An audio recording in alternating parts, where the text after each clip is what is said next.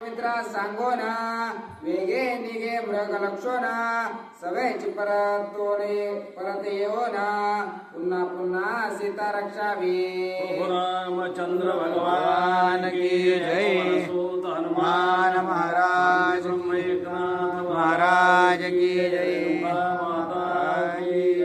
सज्जनांच्या चरणी साष्टांग दंडवत गोड असे भावार्थ रामायणातून हा प्रसंग विशेष बऱ्याच दिवसापासून यायचं ठरलं होतं, पण ते म्हणजे अशा प्रसंगालाच यायचा प्रसंग आमचा येतोय असं योगायोगावर का बाबा.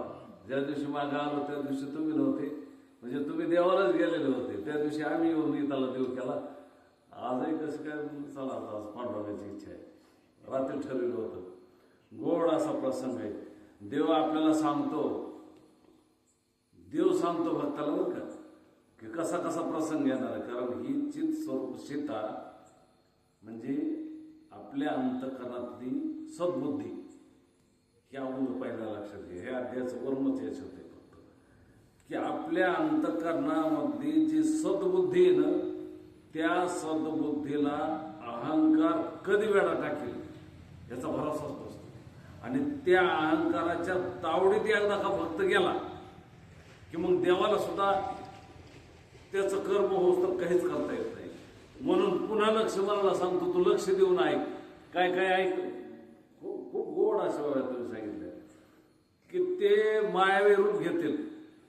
म्हणजे विकारानं जे असणारे अनेक विकार म्हणजे नाना बुद्धीचे तरंग क्षणोक्षणा पालटती रंग धरू जाता संग तो होय बाधक. तसं प्रमाण सुचत बघा की असे नाना विकारारूपी बुद्धीचे तरंग त्याच्यावर जे असणारे उमटतात आणि ते अहंकार सद्बुद्धीला गिळंकर करण्याचा प्रयत्न करेल. त्यासाठी माझ्या भक्ता तू सावध होय आणि सावध होऊन तू काय कर, सद्रूपी सीतेचं रक्षण कर. वारंवार करोनी नेम मृगवतार्थी निगे राम धनुष्य बाणाचा अक्रम अतिसंभ्राम तद्वार्थी. तू सावध राहा, हातामध्ये शस्त्र ठेव. दुसरी गोष्ट अनेक रूपामध्ये इतर राक्षसाशी आपलं वैर झालेलं आहे. त्याच्यामुळं तू काय कर, अहोरात्र म्हणजे अखंड मी गेल्यापासून तू कंटिन्यू सारखं ते सीतेच्या संरक्षणासाठी कसं राहा, तल्लक बुद्धीनं राहा. आणि पुढं जाऊन सुद्धा आणखीन हळूच कानात येऊन सुद्धा ते सांगते तुला मी काय काय सांगितलं एवढं ध्यानात राही. तुझ्यावर आता बघा लय वर असं वर्माचं सांगितलं तिथं तुझ्यावर कसाही प्रसंग येईल. आता देवाला माहित नव्हतं कसा येणार नाही, पण ते सावध कशा पद्धतीनं की तुझ्यावर कसाही प्रसंग आला तर तू काय कर, फक्त ही पर्ण कुठे सोडू नको, सीतेचं काय कर, रक्षण कर. श्रीराम कोणी धनुष्य मुष्टी मृग फडके चकित द्रष्टी सांडोनिया पंचवटी उठा उठी पळत असे. आता देव जसे पाठीमागे निघाले, आता ते काय खरं हरण होतं का? आणि खरं हरण मारायला देव कशाला निघल? हरण सुद्धा कसं होतं, ते मायावीच होतं ना ते. आणि त्याला त्याचं काम करायचं होतं. आणि देवाला ते सगळ्याची भक्ताची पोडच पुरायची असते, कारण त्यानं येते असणारी मुक्ती याच्या हातूनच मागितलेली होती. मग देवाला सुद्धा बोलवण्यासाठी ते इतकं काय करायचं, बरोबर जिथवर नजर पुरते का तिथं जाऊन थांबायचं आणि मागं बघायचं. मग देवाला वाटायचं पुढे गेलेले म्हणून रामराय पूर्ण धावत तिथं जाऊस तर ते असं करीत करीत त्यानं बरंच लांब आणलं देवाला. शूर्पणखेचे नासिका छेदन तेथे मृगाचे आगमन येता दे कोणी उनंदन सवेग गमान तिने केले. ज्या ठिकाणी शूर्पणखेचं नाक कापलं होतं लक्ष्मणानं तिथं येऊन थांबलं. ज्यावेळेस देव तिकडा तिथं जवळ जवळ आले की लगेच तिथून पुढे आणखीन पुढं पळायला लागलं. म्हणजे अशा प्रकारे पंचवटी ते जे असणारं क्षेत्र सोडून बरंच दूर जे असणारं देवाला घेऊन आले. राम कोणी दुरे मृग चाटे पाठीवरे तया स्थळा नाव चाटोरे गंगा तीरे अद्यापी. आता ते चाटोरे नावाचं तिचे जे हिरे आहे का त्या हिऱ्याला आजही नाव बरं काय. आता हे प्रत्येक ठिकाणी जिथं जिथं त्या हरणाने नाटकं केले. आता जेव्हा देव लांब आहेत म्हणून तिथं ते मागं बघायला मागं बघता बघता आता ते हरिणच आहे. ते काय केलं, ते आपली पाठ चाटायला लागलं. मग तिथल्या स्थानाला काय नाव पडलं, चाटोरे. आजही ते आहे तिथं नाशिकला. श्रीराम मूक चंद्र न्यारे तया स्थळा नाव चांदोरे श्रीराम न्यावा बहुत दुरे निगे जड करे मृग वेगे. आता त्याला चाटोरी म्हणा किंवा चांडोरी म्हणा, कारण देवाचं मुख बघण्यासाठी त्यानं काय केलं, मुद्दाम तिथं माग वळून बघितलं आणि त्या ठिकाणापासून तिथं चांडोरी किंवा चाटोरी असं नाव पडलं. कहा डोनी न्यावा रघुवीरा मृग फडकला मध्यमेश्वरा दावळ देवोनी श्रीरामचंद्रा मग पुढारा चालिला. तिथं लगेच देवाने आता बाण जोडलेलाच होता ना. आता खरंच काय त्याच्या मागे पळायची गरज नव्हती बरं का. कारण आता मला सांगा तुम्ही, तर पाठीमागं तुम्ही ते आख्यान ऐकलेलं आहे कोणाचं, त्या कावळ्याचं. पूजेला बसलेले तर आसन न मोडतं फक्त काय केलं होतं, एक गवताची काढी आणि त्याच्यावर अभिमंत्र करून जर ती सोडल्याबरोबर ते कावळा कुठं कुठं गेला. आता हे तुम्हीच ऐकलेलं आहे सगळं. ते शस्त्र त्या काडीचं काय बनलं, शस्त्र बनलं आणि ते शस्त्र ह्याच्या माग ते कावळा जिथं जाईल तिथं ते शस्त्र मागच. आता मला सांगा तुम्ही ह्याला मग आपण कावळ्याच्या माग जर एक गवताच्या काडीचं शस्त्र कोण लावता येतंय तर हरणाच्या माग पळायची गरज होती का. बरं पळायची तर म्हणजे तिथून आता जिथून बाण सोडा तिथून हारे काय सापडत नसतं का. हे फक्त तुमच्या माझ्यासाठी आहे की बाबांनो, हे क्रिया पुढल्या सगळ्या घडायच्यात ना. मग याच्यामध्ये जे असतात कसे कसे प्रसंग असतात किंवा भक्ताला सुद्धा मुक्ती देताना देव त्याचे कसे कोड पुरवतो, असे दोन्ही अर्थाने बघायचं बरं, एका अर्थाने नाही. दाओनी श्रीरामचंद्रा मृग पुढारा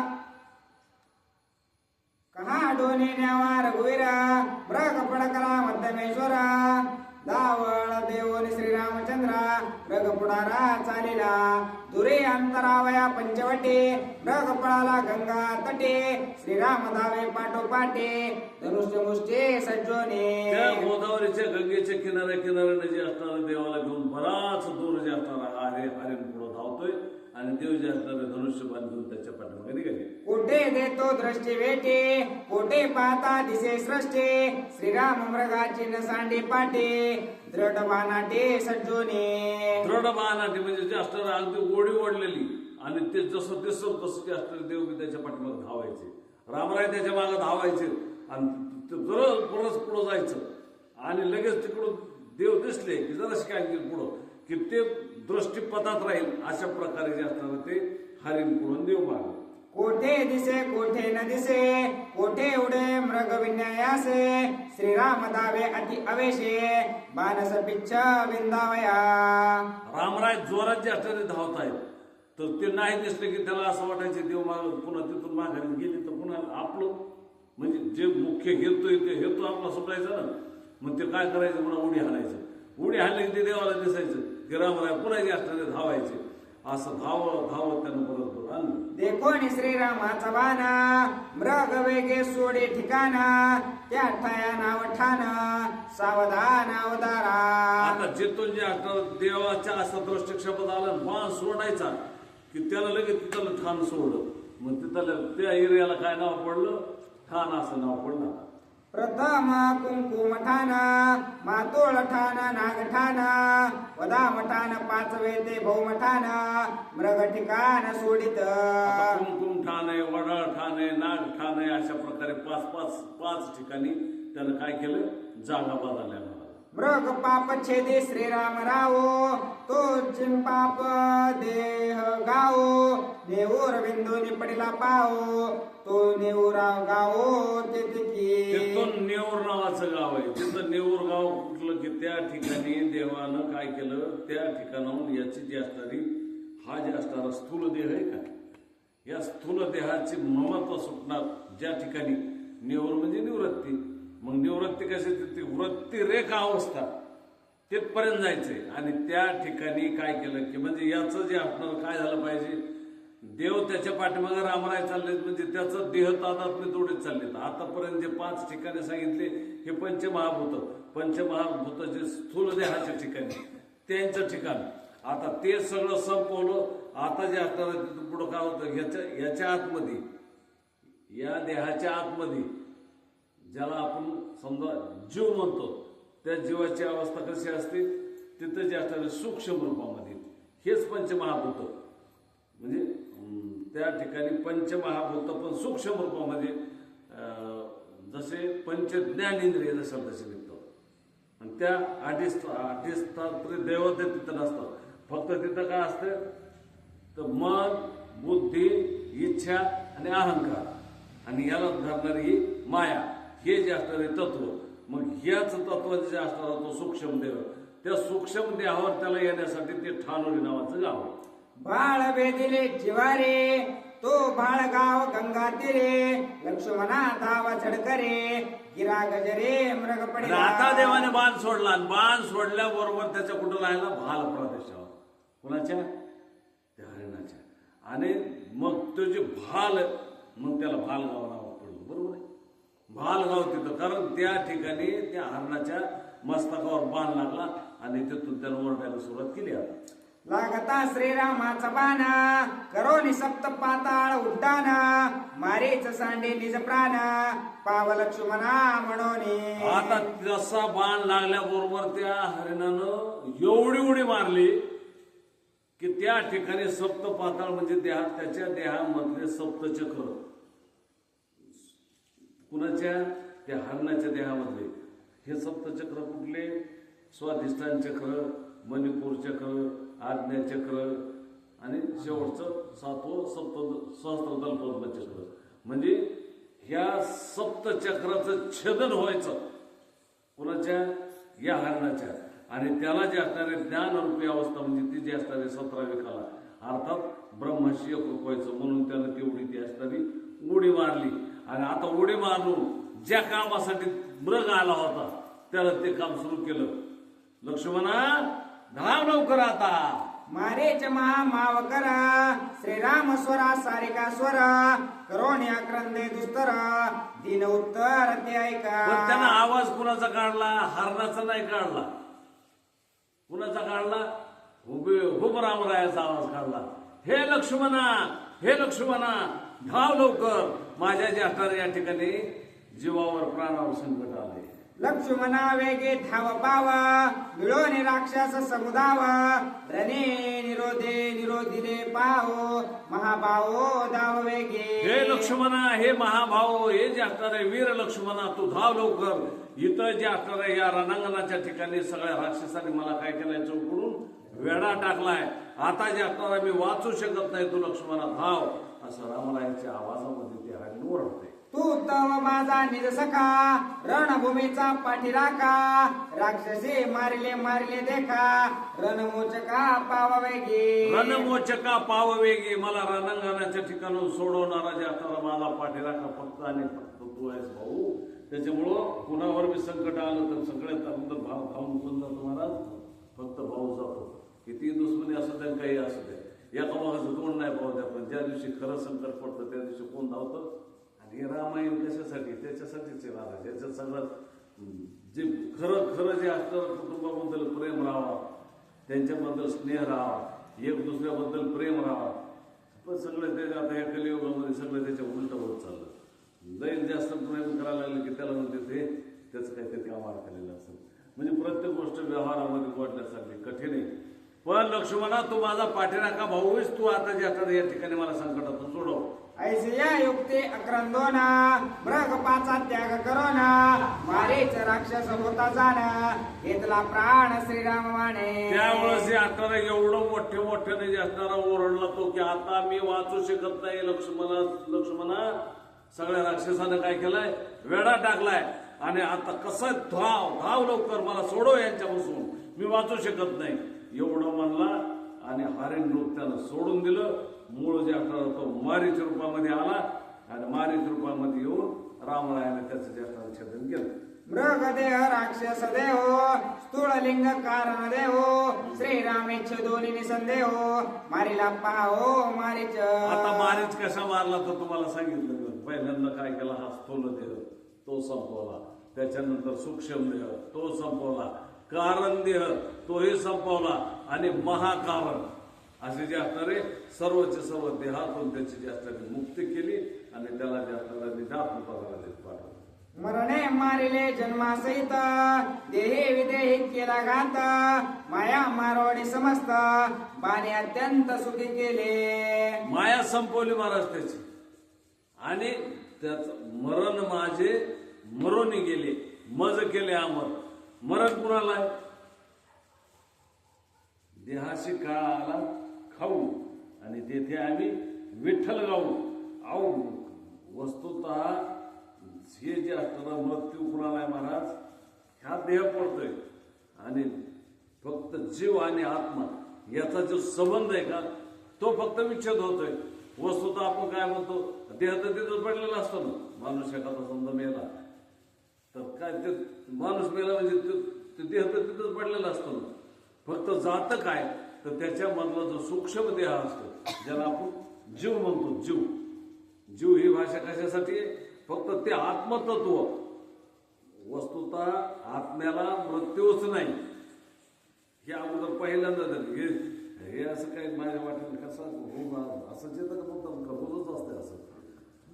मरण कोणाला आहे? मरण माझे मरून गेले म्हणजे ते होईच तसे की त्या मारीच्याचं मरण मारून टाकलं. मरण मारून टाकलं म्हणजे पुन्हा देहाला येणेच नाही ना. देहाला आला तर मरण.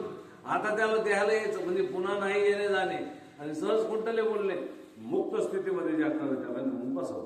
श्रीरामाचा निज बाण ज्याचे लागे तो सौभाग्यपूर्ण बाण नवे गा आनंद गण सुख संपन्न श्रीरामे. अहो त्याचं पुन्हा सगळं संपलंच ना. त्याची इच्छा संपली, त्याची वासना संपली, त्याचं पाप संपलं. कारण पापामुळे एक तर देहाला पुन्हा जन्माला यावं लागतं, इच्छेमुळे पुन्हा एकदा जन्माला यावं लागतं किंवा वासनेमुळे जन्माला यावं लागतं. आता हे सगळं चित्त अगोदर याच याच्यामध्ये देवाच्या दिव्य बाणानं त्याचं सगळं संपलं. परिणाम असा झाला की तो देवाच्या स्वरूपाशी येत होता. स्थूल देहाते छेदित ते योद्धे देखती बहुत देखिले बहुत परे जीवे जीवपणा करे घात श्री रघुनाथ निज योद्धा. निज योद्धा तो श्री रघुनाथ. तो काय करतो महाराज? इथं आता एका दुसऱ्याला असे जे आकारे मारणारे आपण योद्धे बघितले. युद्धामध्ये काय करतात ते ह्याला मारून टाकतात म्हणजे त्यांची मुडदे तिथंच पडतात ना. मुडदे पडले म्हणजे त्याच्यातल्या जीवाची जीवदशा संपली का? जीव दशा संपणं वेगळं आणि जीव हे पुन्हा जीव दशा संपली की पुन्हा तो जन्मालाच येत नाही. आणि जीव दशा आहे तोपर्यंत त्याला जन्मालाच यावं लागतं. पण ज्यावेळेस देवाच्या ठिकाणी कशासाठी परमार्थ करायचा याच्यासाठीच करायचं महाराज. मृत्यू लांबण्यासाठी किंवा मला मरण नको नाही, अरे पुन्हा जन्मच नको. लक्षात येतं नाही पुन्हा पुन्हा जन्म. आता जन्मायचं कशासाठी? आणि हे सगळा पसारा तर प्रत्येक जन्मामध्ये आहेच ना. नाहीतरी काय थोडी स्वान सुकरे बापुडी. अहो इकडं मला सांगा तुम्ही डुकराचा वंश खंडाना, कुत्र्याचा वंश खंडाना, गाढवाचा वंश खंडाना, कशाचा पशुचा पक्ष्याचा सगळ्याचा. मग ह्या सगळ्या ज्या असणाऱ्या 184,00,000 योनीमध्ये म्हणजे एक योनी कोटी कोटी फेरा आणि मनुष्य देह आरामात लागे. एकदा मनुष्य देह मिळण्यासाठी इतके कुठाने करावं लागतात महाराज. आणि तेवढे कुठाने करून सुद्धा एवढ्या ह्याच्यातून हा मिळाला हा देह काग ताली न्याय न घडो ते उपाय घडू आले. आता मला सांगा तुम्ही आंधळ्याच्या हातामध्ये टाळीमध्ये कावळा सापडण्यासारखा हा मनुष्य देह आणि ह्या मनुष्य देहामध्ये उचित कर्म करत असताना देवाचं भजन जर करून नाही मुक्ती प्राप्त करून घेतली तर पुन्हा कधीच होणार नाही. आणि हे बाकीच्या ह्याच्यात कळतं का? आता मला सांगा तुम्ही इथं म्हैस बांधलेली, आता त्या म्हशीला वाटतं की रामायण ऐकायला काही संबंधच नाही ना. कारण पशु काय पाप पुण्य त्याला काहीच कळत नाही त्यातलं. हे फक्त मुक्ती काय, जीव काय, दशा काय, देह काय, हा सूक्ष्म देह खंडन कोणीही करतं महाराज. पण पुन्हा जन्मालाच यायचं नाही म्हणजे पुन्हा जन्म नाही मरण नाही. ही फक्त देण्याची ताकद कुणाची? त्या परमात्म्याची. आणि त्या प्रभू रामचंद्राचा बाण मिळाल्यानंतर याची सगळी जीवदशा संपली. छेदोनिया भया भय शोक छेदोनिया द्वैत दुःख श्रीरामे दिले महासुख सुखाचे सुख श्रीराम. त्याच्या पाठीमागचा शोक संपला. बरं त्याच्या पाठीमागची चिंताही संपली. काय? बळीयाचा अंग संग झाला आता. आणि पुन्हा तुका म्हणे नाही चिंता मोह. पुन्हा म्हणजे या ठिकाणी पाहते अभंग हाची नेम आता न फिरे माघारी आणि बैसले शेजारी गोविंदाचे घर रेखी झाले पट्टर आणि बळे आणि वरिले सावळे परब्रह्म बळीयाचा अंगसंग झाला आता आणि नाही भय शंका चिंता तू का म्हणे पुन्हा भय राहिलं नाही चिंता राहिली नाही सगळेच सगळं संपून गेलं का तर देवाच्या निजात्म स्वरूपाचं ज्ञान मारे जाने नेम केला देख श्रीराम बाने पावेल सुख ते रामे दिदले आवश्यक शत्रू सेवक समपदी खरोखर महाराज त्या ठिकाणी महाराज केवढा भाग्यवान आहे नाहीतर हे पहिल्या तडाख्यात तर तिकडच मारावं लागतं हो. कुठं पहिले मला वाटतं बालखंडामध्ये शिकत आहे पहिलं म्हणजे जेव्हा विश्वामित्र न्यायला आले आणि ते ताटिका जेव्हा मारली त्या टायमाला हे आले होते तिथे एकदा बरोबर आहे मग त्या टायमाला ते म्हणले मला नाही मारायचं का आता मेलं तर आता मला तिकडं हे करावं लागेल आणि पुन्हा दुसरी गोष्ट तुम्हाला बसायचं या बस किती राहिले लांबच चाललंय का नाही काहीच नाही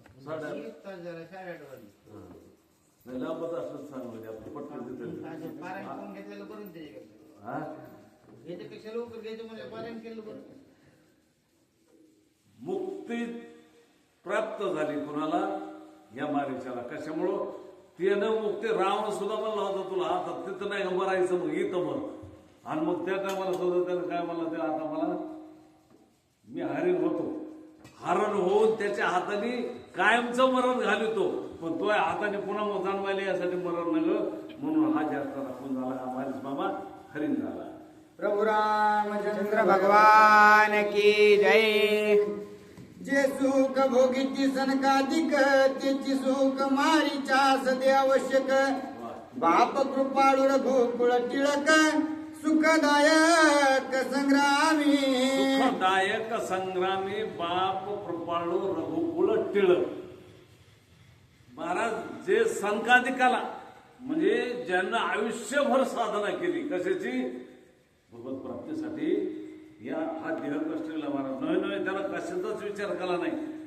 वाळल्या झाडाचा वाळल्याला पाला खाऊन फक्त देवाचं भजन करीत राहिले कवर भजन करीत राहिले जोपर्यंत तो प्राप्त होत नाही तोपर्यंत एवढं निष्ठेने आणि निश्चयानं भजन केलं सतत सतत श्रीराम जय राम जय राम श्रीराम जय राम काय नाही तहान हरपली भूक सगळं संपून त्याचे सगळं विसरून गेले आणि त्याचं चिंतन केलं अखंड चिंतन त्याचं केल्यानंतर त्यांना जे सायुज्य मोक्ष प्राप्त व्हायचा तो सायुज्य मोक्ष कुणाला मिळाला या महाराजाला मिळाला या परिश्रीरामे आपण मारीच मारिला बिंदो निवाण धाव पावगा लक्ष्मण रघुनंदन साशंके आता कथा ऐका आता हे मध्ये होतं ते तत्वज्ञान आणि आता सांगितलं पुन्हा तू मारायला लागला पण मारता मारता आणखीन काय म्हणतोय धाव पावगा लक्ष्मणा धाव लवकर आणि रघुनंदना तू मला जे असणार काय कर आता मला या कायमच्या दुःखातून मोकळं कर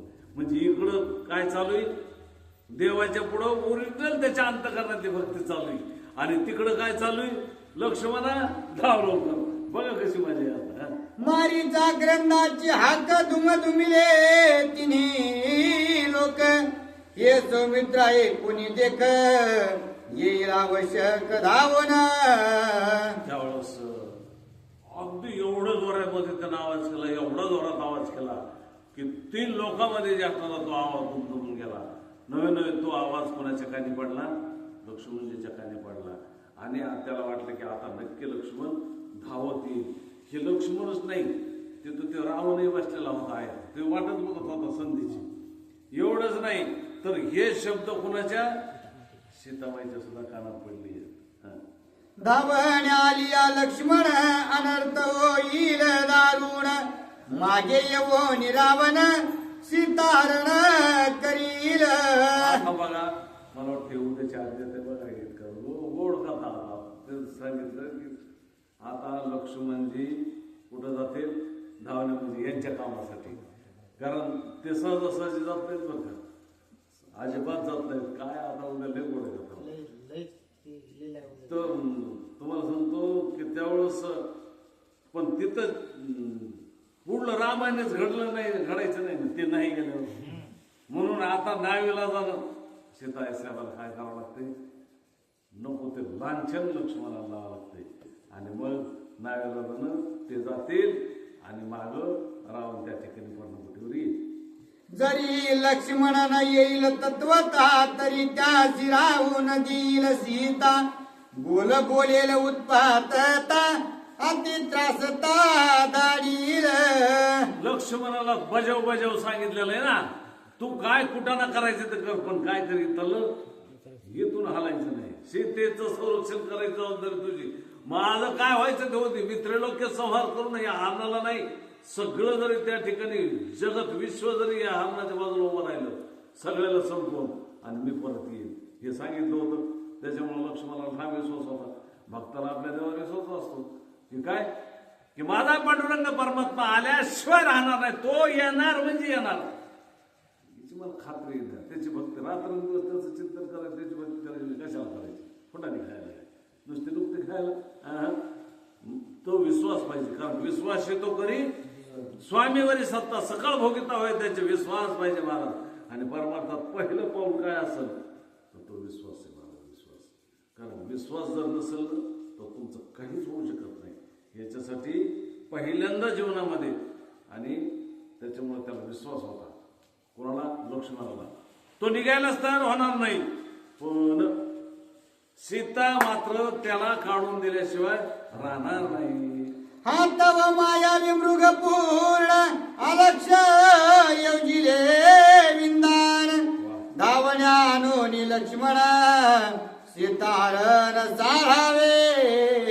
हे सगळं मायावी हरण बनवणं, त्याला तिथं पाठवणं, त्याच्या पाठीमागे राम राहायला जाणं, आणि पाठीमागे त्या आता हरणानं मोठ्यानं आरडणं, आणि पुन्हा लक्ष्मण जात नसला तरी सीतेनं तिथून बळच त्याला घालवणं. हे सगळं कशासाठी? तर आता सीते हरण होण्यासाठी. ऐसे राक्षसी माया मत आपण जाणून समस्त विलंब करू नये येत त्वरित रघुनाथ तरी गोप आहे. आता इकडं उशीर होईल आणि पुन्हा एखाद दिवशी सगळा तिकडा फुटाणा वाढत, देवाच्या ध्यानात आलं. त्याच्यामुळं आता कशाचं कातडं, कशाचं हरण, कशाचं काय. आता ते कातडं ते काय खरं हरण होतं का त्याचं कातडं काढायला? आता ते मारेच होता, आता काय त्याचं कातडं द्यायचं का? त्याचं कातडं झालं ते पडलं आणि देवाच्या ध्यानात आलं की आता जे असणार इतकं लांब मला आणले, आता पळत पटकन लवकर जावं लागल, नसता तिथं तिसरंच काहीतरी उपद्रव होऊन बसत. जवळ आला नाही लक्ष्मण तव ते जावे आपण. विलंब करिताची जाण सीतारावण हरील. आता जर मी इथंच उशीर केला तर तिकडं रावण येईल आणि सीताजी असणार आहे, सीतेला घेऊन जाईल. लक्ष्मण धावण्यानं ये उठा उठी तव टाकावी पंचवटी. ऐसे विचारो निपोटी मग जग जेठी गोपाहे. मग जग जेठी गोपाहे. रामरायाच्या ध्यानात पटकन जे असणार आता इथं थांबलं नाही पाहिजे, कारण पुढलं चित्र ध्यानात आलं, देव आल्या पावली परत निघाले पडदिशीने. एका जनार्दना शरण श्रीराम मारीच मारिला पूर्ण. धावण्या धावेल लक्ष्मण कथा विंदान अवधान. नाथ बाबा आपल्या गुरुवारांचे चरणी साष्टांग दंडवत करून संत बाबांनो, आजच्या अध्यायामध्ये आपण ज्या या ठिकाणी कथा ऐकली की तो जातारा बारीच सुवर्णाची कांती घेऊन पंचवटीला आला. देवाला जातारं भुरळ पाडली, देवाला भुरळ पाडण्यापेक्षा सीतेला जातारं भुरळ पाडली. आणि मला वाटतं तेव्हापासून सांगत होते की कुठल्याही जातार स्त्रियांनी नको तो हट्ट नवऱ्याकडं करीत जाऊ मी, हे त्या काळातले बरं का. कारण मोहापायी इथून पुढं बऱ्याच वस्तू मला हे ऐकायला भेटलं पुढं मध्ये जे ज्या वेळेस रावणाचा सीतेचा कुणाचा असणारा संवाद होतो की सीतेला एवढं दुःख का वाटायला आलं? फक्त मोह.